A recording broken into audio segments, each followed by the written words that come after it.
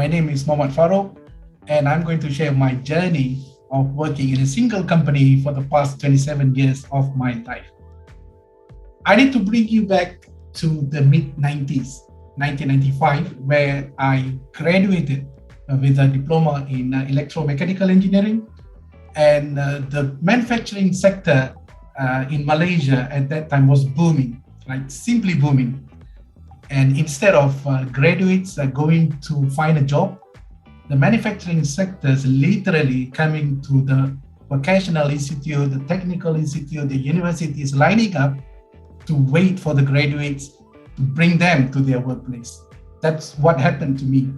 I was literally offered like 6 or 7 jobs even before I finished my final exam, because the industry at that time, they really needed the technical competencies of electromechanical graduates. So I had the liberty to choose which company I want to work for instead of going to one company after one company to find a job.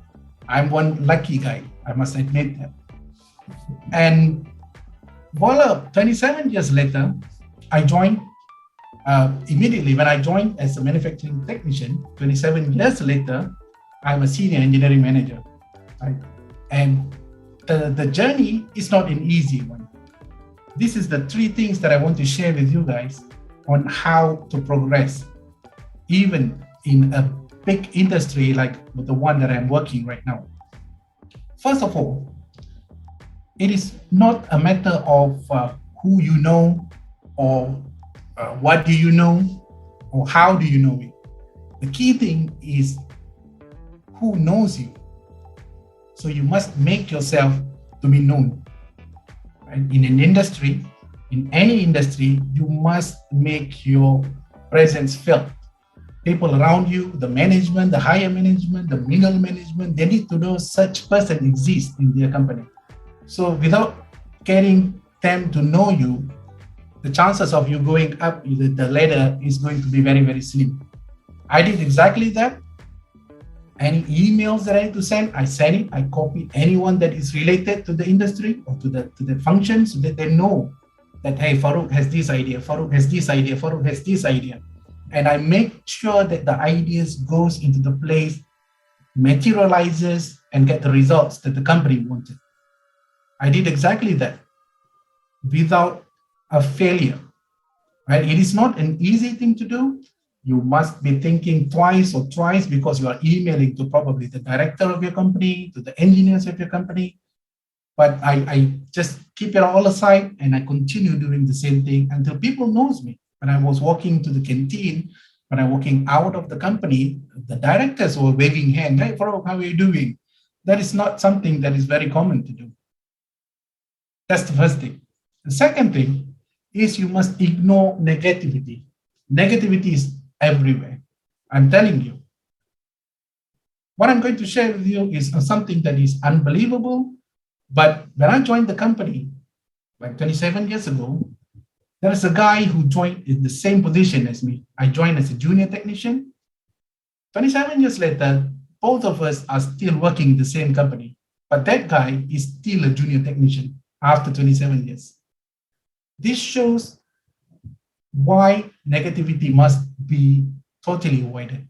What I'm saying here, the same person was very negative towards me, not personally, but whenever I tried to show myself to the management, I tried to show what I'm interested in the management, what I'm trying to show my competency, the message that I get across is usually the negative. Farouk, you are trying to grease the engineer. You're trying to get an easy way out. You're going to get a promotion easily. I totally ignored that, right? Completely. If I take that personally, I'm going to be the same place he is right now. So I completely put it aside and I keep on thinking, right? I'm keep on thinking, if I continue to do this, I'm not going to be anywhere. So I keep on doing what I did and it works. Because whatever information, whatever technical competency, whatever technical know-how that I gain is valuable to me, not to anyone else. And by using that, I was able to move the ladders up, right? Like 13 promotions later, I am where I am right now. And I'm really, really happy about it. And the last one, the final, tips, I would say, is might sound mundane, might sound boring, might sound cliche, but you have to set a goal. When I joined as a technician, I am really envious of the engineers who were coming into work carrying their laptops, okay, going to their office, only coming into the plants whenever there's an issue. I was really saying, I was telling myself that in 3 or 4 years' time, I want to be that guy. I don't care. I want to be that guy who's carrying the laptop and teaching other people on how the equipment works and so on. And I did. Similarly, after setting that goal, I moved to another goal, right? After senior engineer, I move on to staff engineer. After staff engineer, I move on to senior staff engineer. I continue doing the same thing.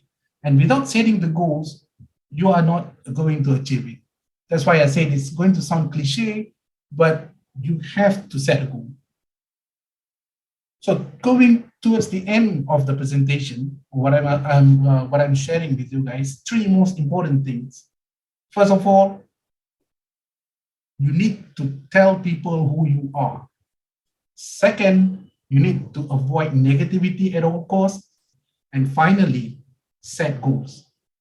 With all these 3, I believe anyone, not only me, you, my friends, anyone can be who I am right now in a very good position in a very big multinational company.